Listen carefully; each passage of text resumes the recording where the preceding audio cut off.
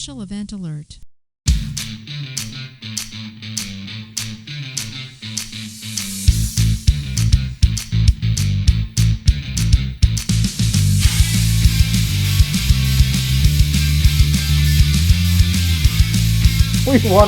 We wanted on purpose to be late. We just wanted to fucking be late. Which is excuse number 239 for being late for changeover, your weekly space news and variety show. I'm your host, Marty Smith, and I'm joined by Mr. History, Eric Perrott. Thank God I wanted to be late. How's it going, Marty?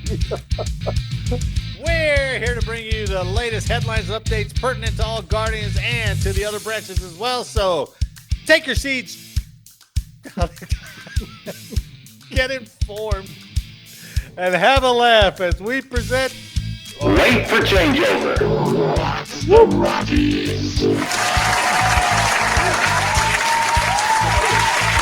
I like it.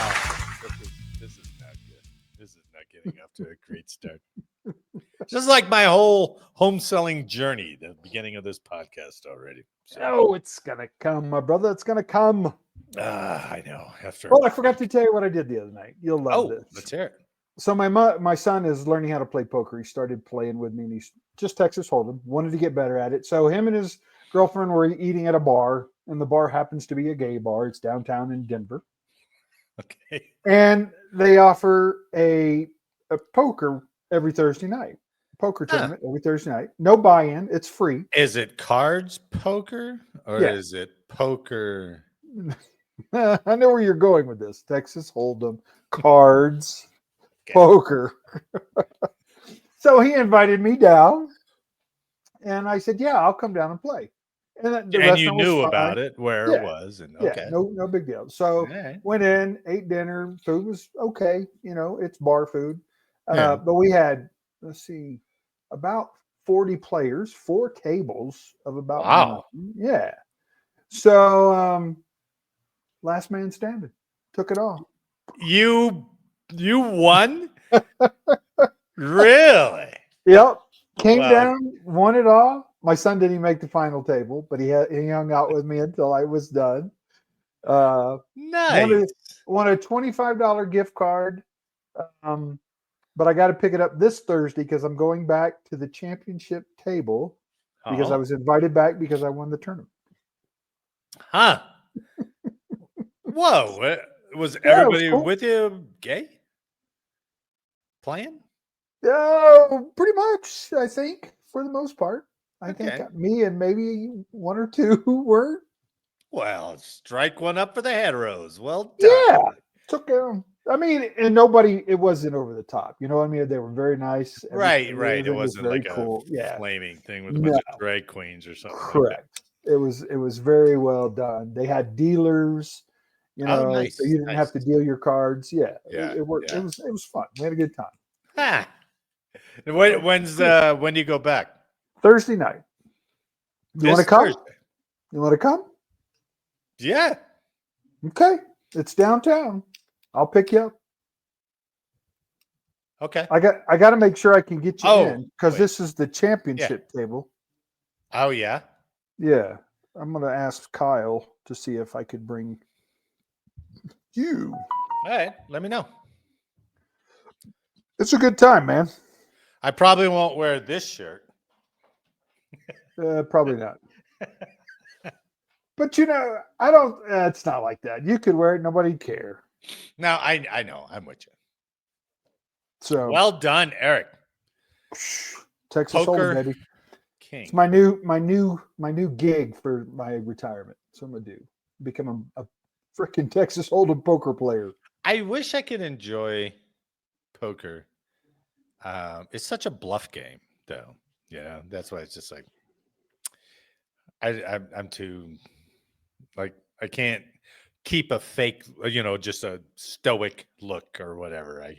I'm too obvious. Too obvious. You're too easy. Too to read. obvious in a place that wouldn't be great to be obvious. So True. well, let's get into the news here. Let's do a few stories, do some history, and get out of here, right? Let me get back to my baseboards. Our lead story is from the Miami Herald, reposted by military.com. So I don't have a space story. So we're going to start off with an Air Force story, right? Before I flash this headline, Yes. I know you played football, Yes. right? But did you ever do any other intramural sports while you were in, through the base and all that kind of stuff? Softball. Yeah. Big time Softball, of course. Played for the base and the bar in the Philippines for a bar. Did they have the rule where you could only hit so many home runs, and then if you kept hitting them, they'd be outs? No. Because have you heard those softball leagues that do that? I have. Yeah, because everybody that steps up hits a freaking home run. Right.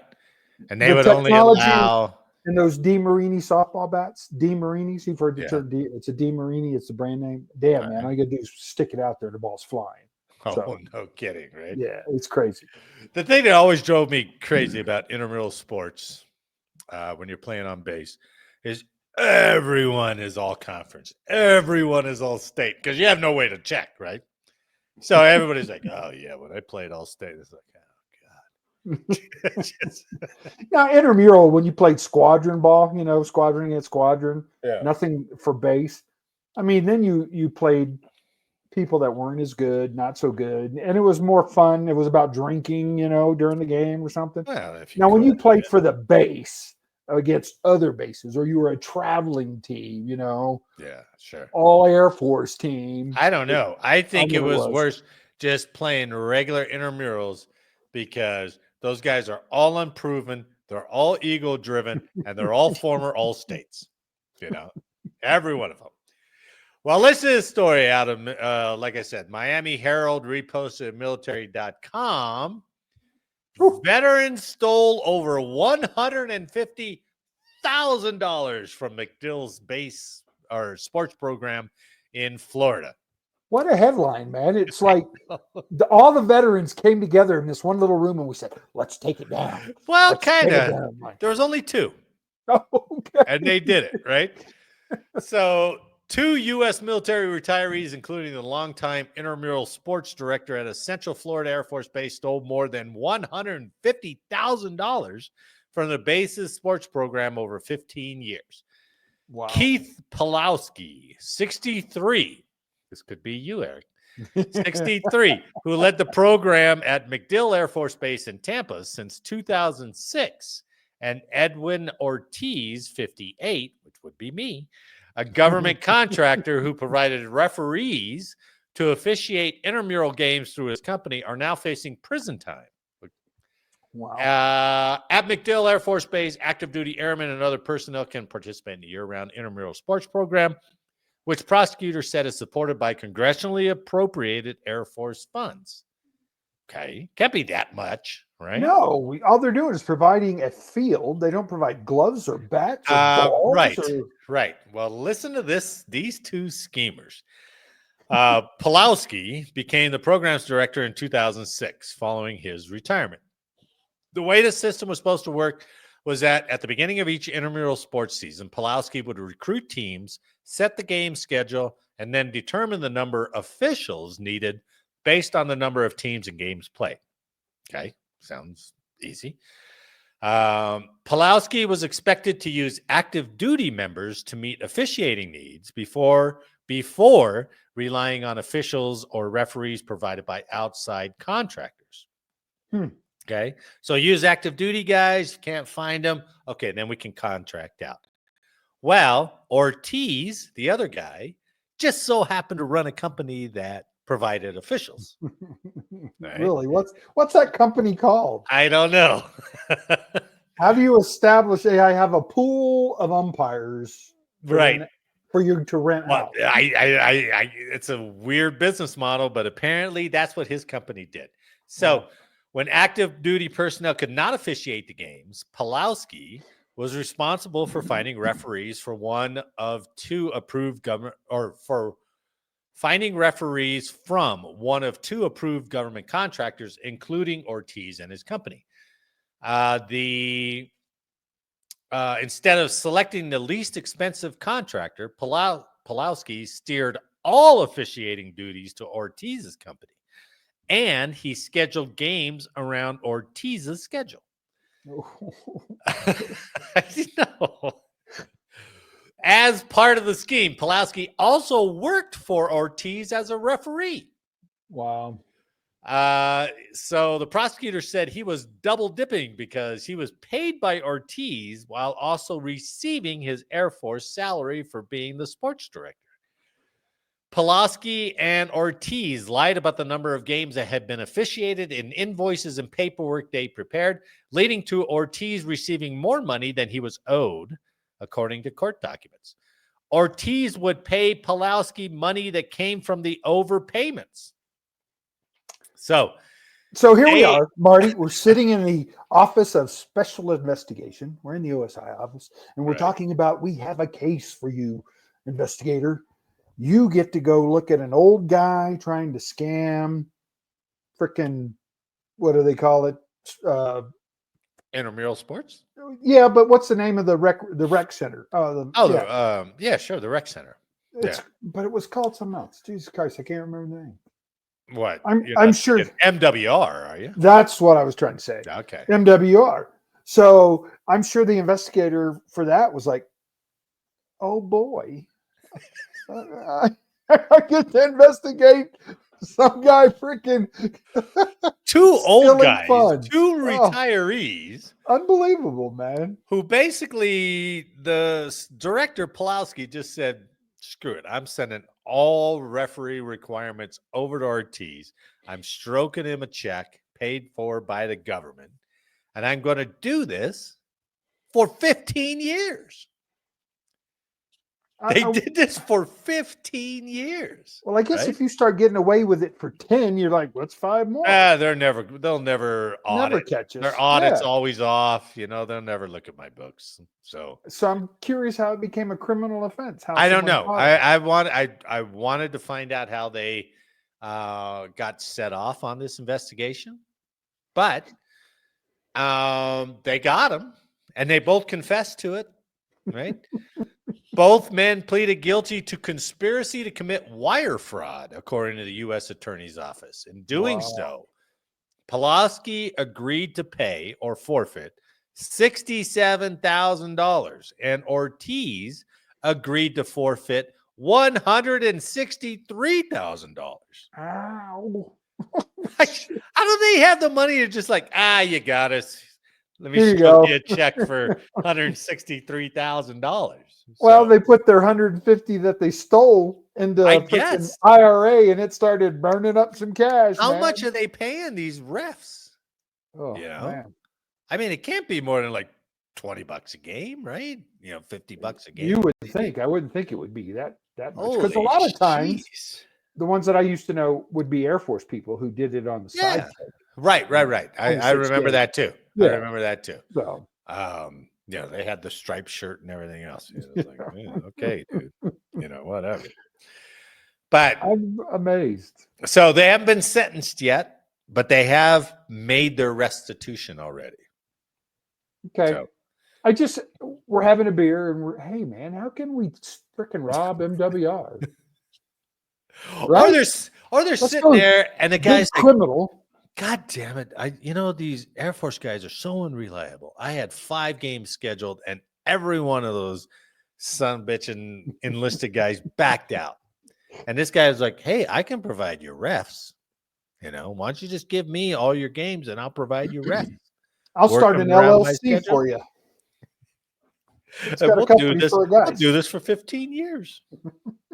2 retirees. So again, that's like I would have loved to have heard the conversation that initiated this whole let's rob MWR of 150K. I bet it wasn't, and you're right. But I bet it wasn't that. I bet it was like, man, I could pay you. I could guarantee that throughout this whole softball season, you'll have 3 refs at every game that I schedule. And he's like, really? That'd be great. That'd be a real help. You're probably right. And I'll even ref. And he goes, you know what? If you ref, I'll pay you. It'll come around. And they're just like, they did it the first year, and they're like, okay, let's keep doing this, man. It worked. Again, I'd love to see the OSI agent who got the case. Oh, this is fun. These guys are really dangerous. What do I got? What is it? Coke? Is it heroin? Human trafficking, maybe. Murder? Is somebody selling secrets? They're like, now we got these two old fucks over at the rec center, MWR stealing funds. and we think they're skimming anywhere from $100 to $150 a month. Thank God I went to school for this. Oh man. That's crazy. Either that, or we could send you out to the range and go investigate those M18s. So. Yeah, M18s. Salty. On a side note, did you hear also at F.E. Warren the story about the airman who they were drinking? He had an AK-47. I think he was showing off to his friends. Chambered around. It went off through the wall, struck another airman in the stomach, and that guy passed. Man. He died? Yeah. At F.E. Warren, where that security forces guy. Oh, man. Still no word on that M18. Wow. I did not hear about that incident. Yeah, that one came out. I was going to do it last week, but it was too long to start. So. Wow. Security forces, guys. Again. Was it a cop too that did this one? It was a cop too. Yeah. I'll find the story. I'll send it to you. That's crazy. I mean, there's not much to it. It just describes what I just described to you. So an accidental shooting, man. Yeah. That's crazy. All right, let's move on. You know, we haven't done a Navy story in a while. We haven't. We haven't. Oh, I can't remember the last Navy story. I agree. So. I'm just chuckling on the past stories that we have done. This one's about robots on the water, or drones on the water, if you will. Oh, right. Well, you got drones everywhere else. So the Pentagon unveils a ship that has no crew. All right. So this was up at Puget Sound. This wasn't where you normally think of. But it said the WION news site up there said a mysterious warship with no one aboard was recently seen in waters off of Washington State. And so the Pentagon confirmed soon after that article was out that the vessel was a project of the Defense Advanced Research Projects Agency, or DARPA. On August 11th, the Navy went public with details on the ship, including photographs of a bottle of champagne being smashed across its bow as part of a naming ceremony at a Puget Sound shipyard in Everett, Washington, north of Seattle. DARPA has marked a traditional naval milestone with the christening of USX-1 called the Defiant, a first-of-its-kind autonomous unmanned surface vessel designed from the ground up to never accommodate a human aboard. So is this a normal size ship or is it something small? I think, let me see if I got a picture of it. No, I couldn't. It's 180 feet. Okay. All right. I don't know how big that is. 180 feet. Right. 180 feet. Let's see. Let me pull this up. That's what it looks like. All right. That's the USX-1 Defiant. Doesn't look like much to it. No, but wait till you hear, right? So I'll take this off. I'll show you a video of it later. Okay. The 180-foot long, 240 metric ton vessel built by Nichols Brothers Boat Builders and Serco Maritime at a small shipyard on Whidbey Island in Puget Sound is a demonstration model for the Pentagon's No Manning Required Ship, or NOMARS program. It's designed to operate autonomously in open seas for up to a year without needing human maintenance. The Defiant was built with a $25 million project development budget, according to the U.S. Naval Institute, and Congress just approved more than $2 billion for Navy uncrewed ship programs overall. The Defiant design aims to revolutionize naval architecture by eliminating the need for human crew aboard ships. The ship has no portals and doors, corridors, gangplanks, ventilation, bridge, or other open spaces that would be needed for a crewed ship. Cheaper to make.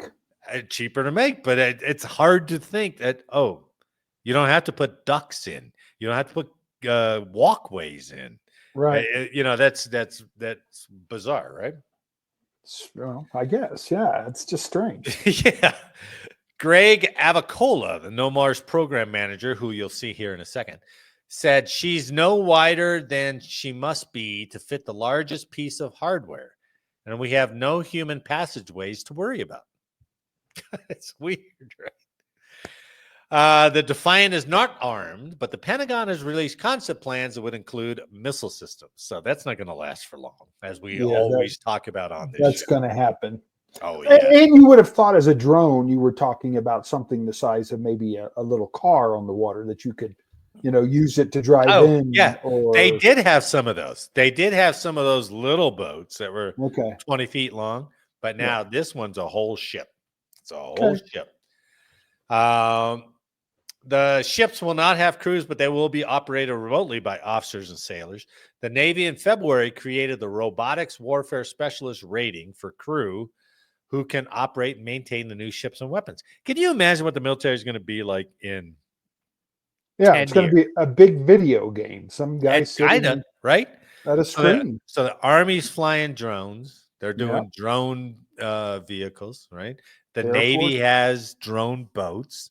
Air Force is already flying drones, right? And the Marines are still going to be like, what the fuck?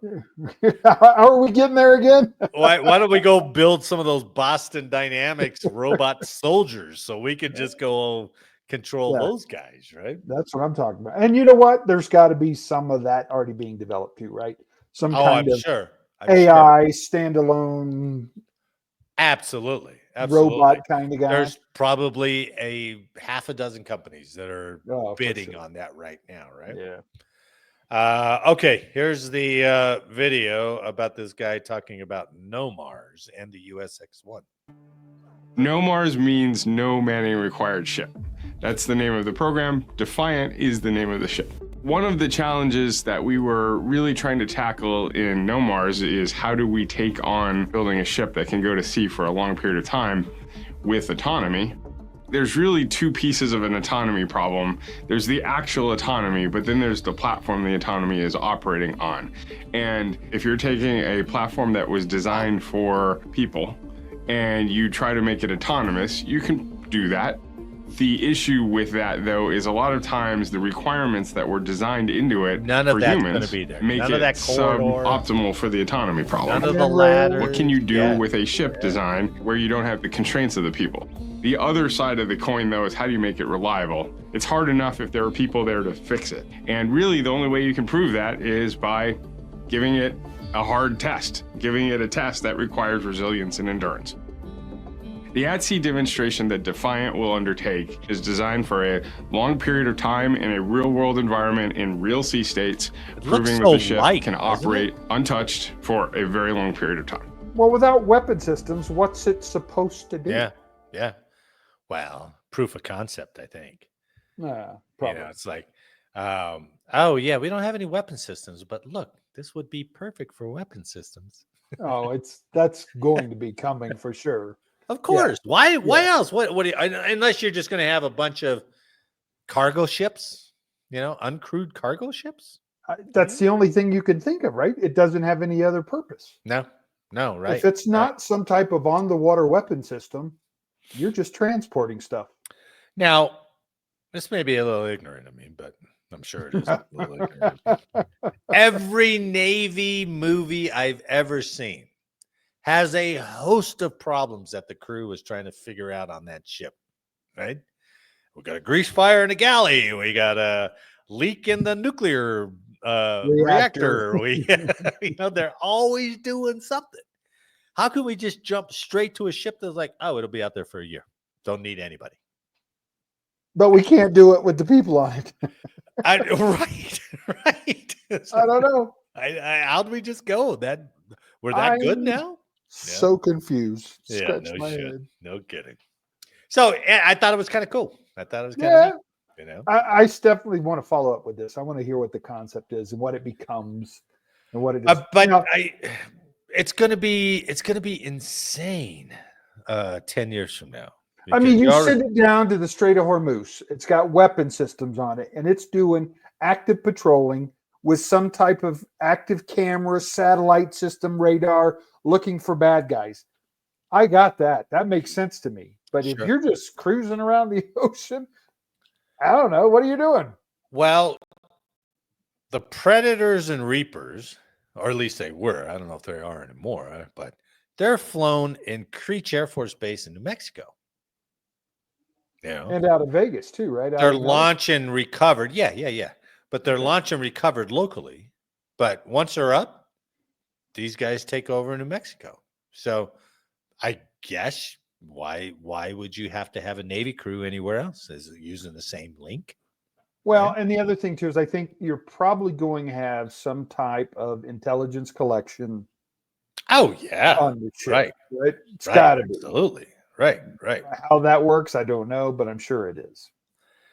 About the only concept of unmanned stuff that still requires a man is the Air Force's concept of having like one fighter and like 2 drone wingmen. Right. So you still got to have the guy up there, I guess. But I don't know if he's controlling that. Wow. So I don't that's going to be fascinating. So when we're old and gray, you know, that these forces are going to be look like, hey, we don't need to have a physically fit crazy guy. We need to have a smart guy who can sit for 8 hours a day in front of this damn thing, much like the drone pilots are doing right now. Yeah, eating their bag of chips. Yeah, sure. Orbiting a predator for 8 hours at a time. Yep. This ship's going to be out for a year. I would assume there'll be 3 shifts around the clock tracking, doing whatever at that too, right? Yeah. Right. And then I don't know. It's weird. It's a weird concept. Be interesting to see more because something's gonna break on that thing. Right? Anything that's mechanical would seem would break, right? So I guess they say, oh yeah, it has the endurance to be out there for a year, but you know, how many ships are really out for a year straight? You know, they go out for 3-4 months, they come back to port, you know, that kind of thing. So I wonder what weather can do to this thing. Can it withstand high seas? Yeah, they did have one requirement. They said, hey, this thing's got to maintain at least 25 knots to keep up with the carrier group. Yeah. Okay. Well, it's light, but is it too light for? Would it flip over and going up the wave? Right. Or, maybe they'll design it be like a kayak, a big 180-foot, 25-ton kayak. To just be like, fine, we're good. You know? Yeah, we're good. And then when do you get the remote controlled subs that can be down there for a year, just waiting with tridents to launch? You know, we're just sitting on the bottom. So we're going to have weapons orbiting to be recalled at a moment's notice. We'll have drone subs with nuclear tipped tridents at the bottom of the ocean, ready to be called up. All right, surface, pop them off, you know? So you'll find this interesting. I was having a conversation. It was a Marine. He was a lieutenant colonel. He did 6 years. He was a pilot. And then this young kid who 6 years, he got out as a lieutenant colonel? Well, he was with the Guard, did some extra time, that kind of thing. Okay, I got you. And this young kid who works he's a college graduate from University of Wyoming. Yeah. But we were talking about what the future was going to look like. And he swears up and down that Terminator, the movie, is not a movie. It's a documentary. And Skynet is going to take control, and I'm looking at him. You need another whiskey, is what I'm thinking.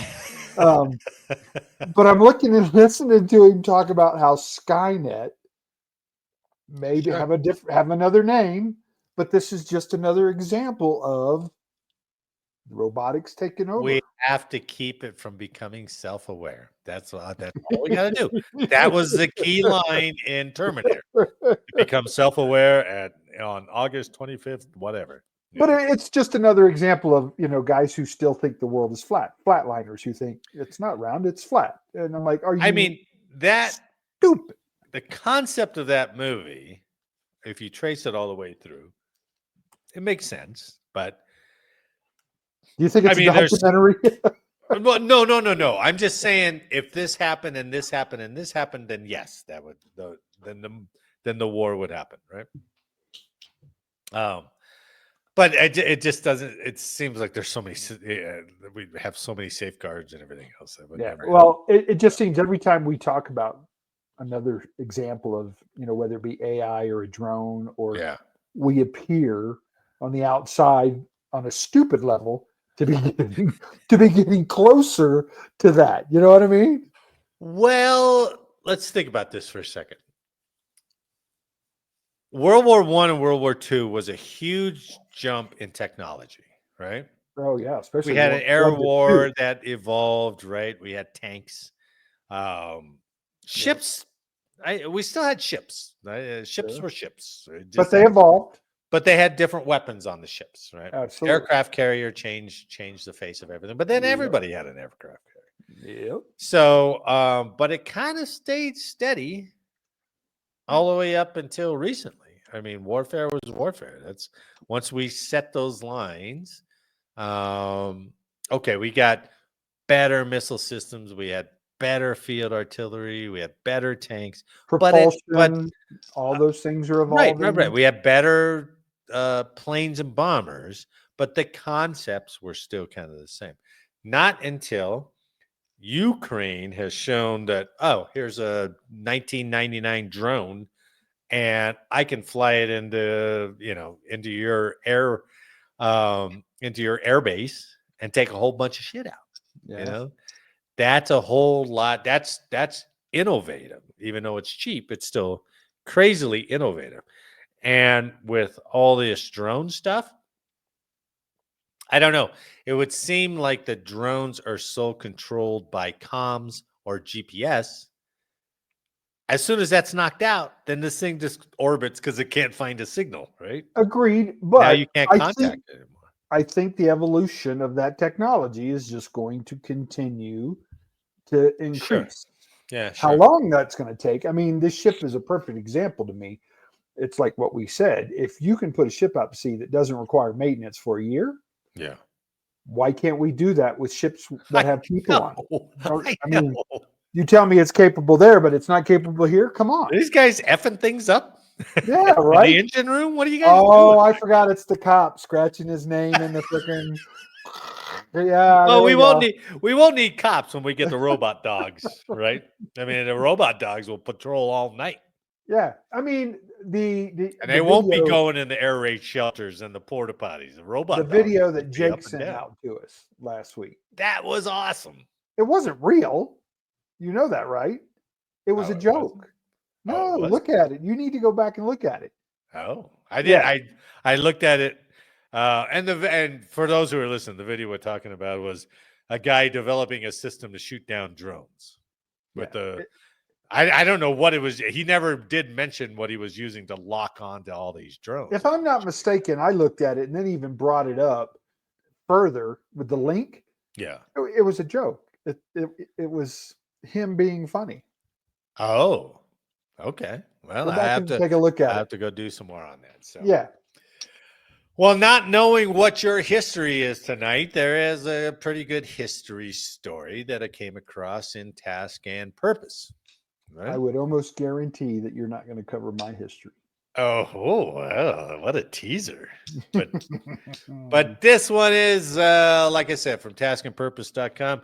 Last American fighter ace from World War II dies at 103 years old. Wow. What was Jim Lovell? He died at 97. Yeah, 97.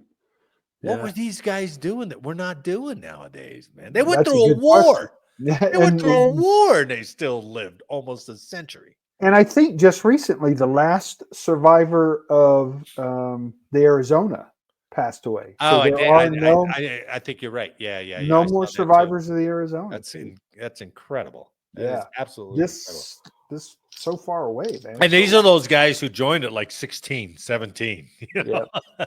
Yeah. Which somehow they got away with right back then. Crazy. Donald McPherson, who scored 5 aerial victories and was considered the last living American ace pilot from World War II, died this month at the age of 103.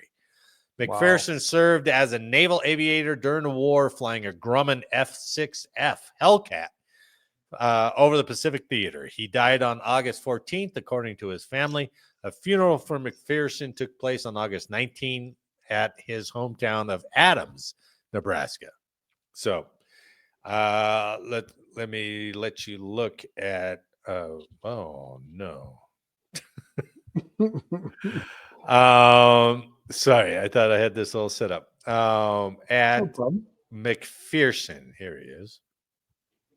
In the cockpit. There he is. Donald McPherson. God, what a badass picture. Every one of those pictures was so good, right? Yeah, anytime you're flying with a soft helmet kind of with a canopy you have to close when you get up. Yeah, crank it closed. It's right? not airtight. Right, and right. You right. have to jump out of a freaking airplane that's on fire or, going to crash. You got to jump No out. ejector seat. No. You had to help, fight the G's and crawl out of it. It's amazing. That's crazy.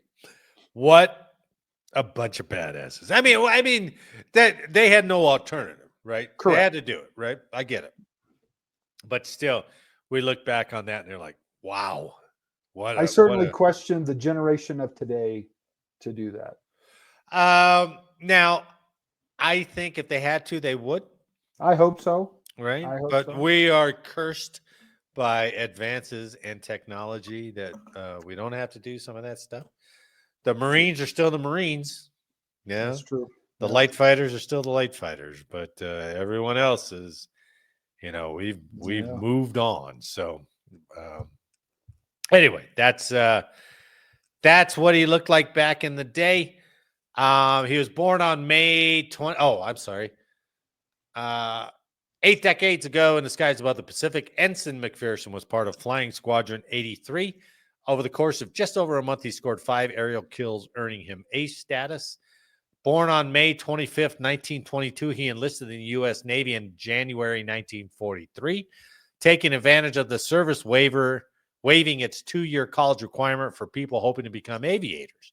He earned his wings and was commissioned in August 44, marrying Thelma Johnson only a few days later. He then shipped out to the Pacific Theater with VF-83, assigned to the USS Essex. Wow. That was quick, man. What a turnaround. Yeah. You're out. Right? It was the later months of the war, but fierce fighting continued. McPherson soon saw combat. In April 45, he got his first 2 aerial kills, and this is based off of one of your histories, right?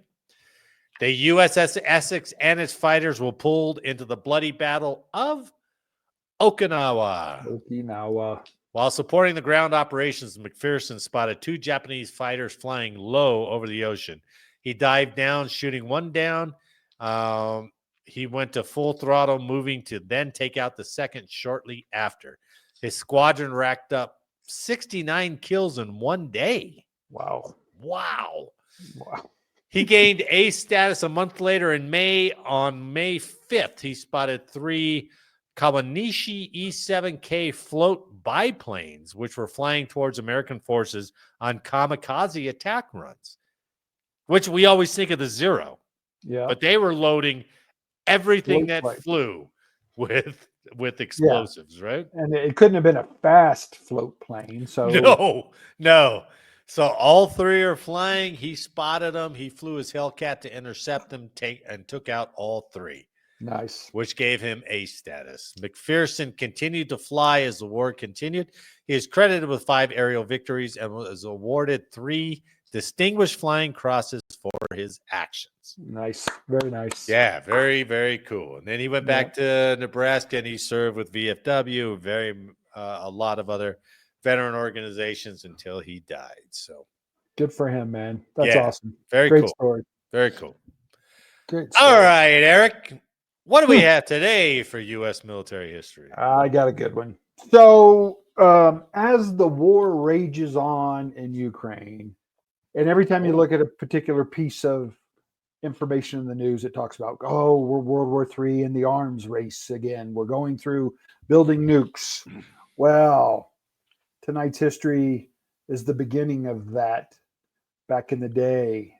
So the Soviet Union announces that it has successfully tested an intercontinental ballistic missile capable of being fired in any part of the world. The announcement caused great concern in the United States and started a national debate over the missile gap between America and Russia. Here we go. We were always behind in everything. Everything. Well, because we became such isolationists, right? Yeah. We didn't want to be part of anything. Right.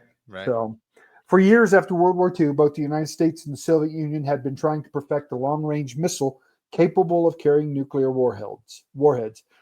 Building on the successes of Nazi Germany in developing the V-1 and the V-2 rockets that pummeled Great Britain during the last months of World War II, both American and Russian scientists raced to improve the range and accuracy of such missiles. Both nations relied heavily on captured German scientists in their efforts. I know. We're going to put you to work. It's like we got some, they got some. In July of 1957, the United States seemed to win the race when the Atlas, an ICBM with the speed of up to 20,000 miles an hour and an effective range of 5,000 miles, was ready for testing. The test, however, was a disaster. The missile rose about 5,000 feet into the air, tumbled, and plunged into Earth. Yeah. So just a month later, the Soviets claimed success by announcing that their own ICBM had been tested, had covered a huge distance in a brief time, and landed in the target area. No details were given in the Russian announcement, and some commentators in the United States doubted that the ICBM test had been as successful as claimed. Yeah. Right? Yeah. Lying commies.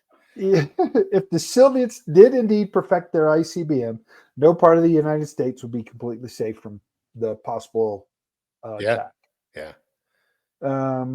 Less than 2 months later, the Soviets sent the satellite Sputnik into space. Concern quickly turned to fear in the United States as it appeared that the Russians were gaining the upper hand in the arms and space race. The American government accelerated its own missile and space programs because of it. So their weapon system that they claim did go up on July 26th of August 1957. Wait, you said July 26th of August 1950. I'm sorry, I said July? Really? I meant to say 26 August of 1957. Wow. That was the Soviet test? That was their Soviet test. It was successful. And that started the massive arms race and the Cold War. Wow. So it sort of feels like today with the whole Ukraine thing, knowing what they're capable of, what Russia's now capable of, what China's now capable of. We're looking to increase our warheads again. Yeah. You know, the SALT treaties are all freaking down. Yeah. Who knows? Well, we don't have to worry about Iran. We did determine a lot about them, didn't we? Yeah, we took them off the table. So they're good. Yeah, they're good. I just think it's interesting that, going all the way back to the beginning of World War II, because of the end of World War II, where the scientists had completed the V rockets. Right. And that started us down this road of intercontinental ballistic missiles, man. Well, a comedy team would have had like some kind of draft back then between the U.S. and the USSR, right? Drafting German scientists. And we're like, we'll take von Braun, Werner von Braun. Come on over, right? And they're like, well, we got this guy. Well, we're taking... Yeah. Because that's again, team. It was so weird. Think about if the V1 and V2 would have been developed in 1939 versus 44. Oh, yeah. Well, he was working on that. I mean, he was making them all work on that. Right? Yeah. So and they had the first jet fighter too, I think, right? They developed a jet fighter at the end of the war, right? Yep. So it was causing some hellacious problems. Right. So. Right. Well, if Hitler wasn't tweaking on all the drugs he was doing, maybe he would have been a little bit more sound in some of his strategy. That's probably true. So, but it is, I mean, just a nudge here or there may have changed that whole outcome. Right. This goes back to I was talking to some friends, and I think I've told you this too. For all the implements of war, and every war where there was a bad guy and what we considered the good guy, Yeah. and the good guys always won. And it seemed like that whole divine power said evil's not going to win, good is going to prevail. Well, in the 20th century, right? Yeah. Well, how far back? Maybe Tell me the one where the 90s. bad guys. Tell me where the bad guys won. Alexander the Great. Was he a bad guy? Yeah, those guys were pretty bad when you look at how many people they enslaved and killed. To the same countries that were already doing it. And I would question the fact that Mao lost. He was killed. That went away. After about 80 million people he killed. It's quite a lot. I'm not saying there were I'm not saying there weren't losses. There was losses in every Well, war. sure. What I'm saying is the outcome was better. What I thought where the good prevailed over evil. That's all. Yeah, and you might have to go back to the Bolsheviks revolution. You're like, was it? I mean, even if you go back to Napoleon, right? Well, he lost. The English won. Yes, but that'd be interesting. Maybe we could have a side. Right? Thing I mean, that's pretty good. There's a divine peace that I like to think that said, evil's not going to prevail. We will prevail. The good will prevail. Well, the mullahs have had a pretty iron hold for about 50, 60 years on Iran and that area. Yeah. No. There's not a lot of justification for every dictator, but most of them have been deposed. True. Right. But Africa is just one big bad dude in every country. It seems. Well, that's true, but you're right, and I don't have a good answer for that. No. I'm not trying to pick it apart, but that's a valid thing. Also, if you look at Hitler and what he had in 1939 when he jumped over and took out Poland, all he had to do was slow down. Take one country at a time. Slow down. Don't get 3 battlefronts going. Don't extend yourself. He had not attacked Russia. Well, even if he did, let's take over Europe, finish off Great Britain, because Russia wasn't going to impede anything. And then you go, now I own all of Europe. I own all the resources. Yeah. Now I'm coming for you, Russia. Yeah. But, and then if you listen to Victor Davis Hanson's history stuff on that, and he analyzes the way that Germany fought that wasn't a surprise attack. And that's when the English and the Americans started beating them back when they were in set battles. Yeah. They lost almost all of those. Yeah. Well, and they extended their supply lines every freaking conflict they went into. But most of Europe were surprise attacks. Blitzkrieg. Agreed. Right? And then when we started, after George C. Scott got them all together down in North Africa, and we started pushing back against them, the Germans really got beat by almost every set battle where it was force on force. Did you just say George C. Scott? Yeah. Who played Patton? Okay. Go watch the movie. Come on. I thought you were going to just go George Patton. No, George C. Scott did it. Right? Okay. Interesting. I love that stuff. It was that's a pretty interesting concept about who's taking over what, right? What I also thought, and this is way off the mark, but who knows? We'll let me give you one more example. Think about the colonies when we decided to break away from the king, and we said, Boston Tea Party, you're not going to tax us anymore. Right. You have the most powerful army in the world in Great Britain, in England. Yeah. You have volunteers armors in the freaking colonies, right? Right. George Washington and the boys. Sure. And with a little help of the French, A lot of help. on the sea. On the sea, yes. A lot of help. But you see my point. Again, that to me was a battle, a conflict that we shouldn't have won. But we did. No, we shouldn't have. We had no business winning. And if the British had really wanted to, right? I mean, they would have outlasted us. There's no question of it. But they were worried about the cost. They were worried about losing The black eye they had other just received. territories around the world. And with the French and the Spanish that they were still messing around with. And they were both taking the sides against Britain and how much more that was going to cost. Right. But then again, you can see where I said, England, you are the evil doers. You're the evil guys trying to come out. And I'm not going to let that happen to the United States. Well, the revolutionary will become. Let me throw this one to you. Should we have taken the Southwest from Mexico? Was that justified? Was that righteous? No, you've got me there. I have. Or was that just like, we want it, we're going to get it? Or the way we treated the Indians? You know, I'm not going to say that because the Indians were pretty bad to each other. Anyway, agreed. And that was 400 years of fighting with them. Yeah. So, but Mexico was already an established state, and you're like, maybe we should have just kind of cut it off. Why do we have to go for the Southwest? Why do we have to go do that?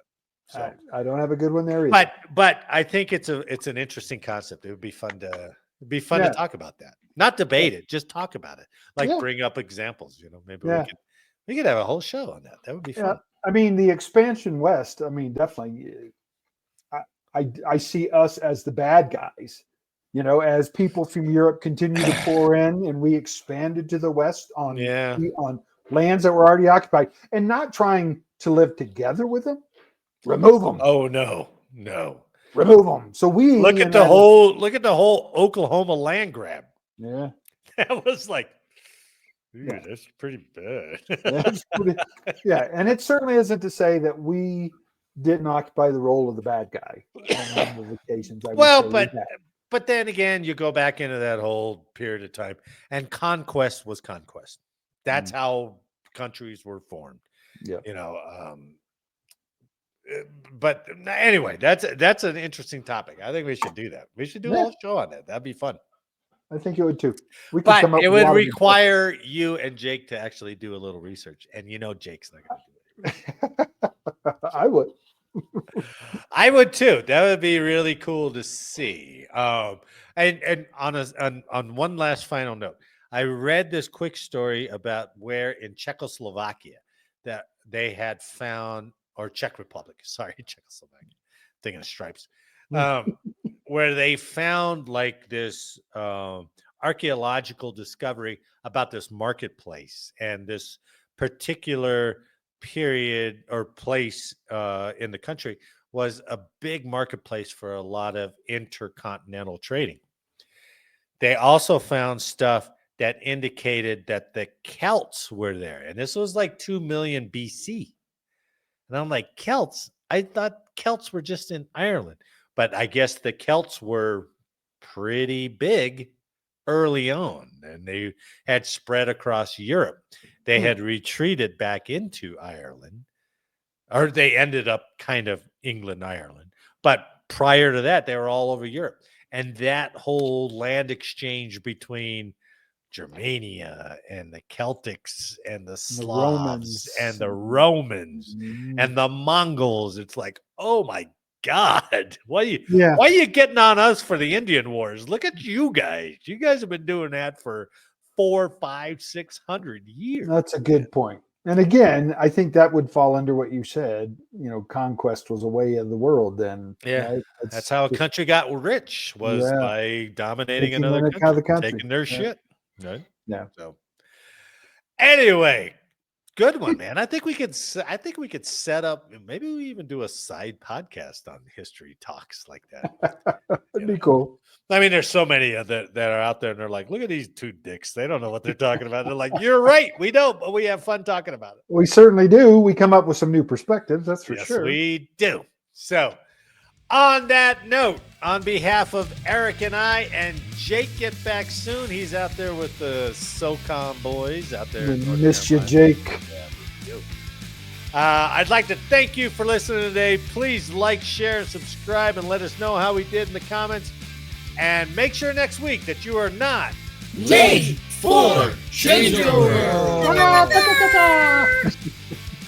Eric's good to see you. Jake, we miss you. Thanks for the week. And to everyone listening and watching, thanks for watching and listening. We'll see you next week. Right on. See you good, everybody.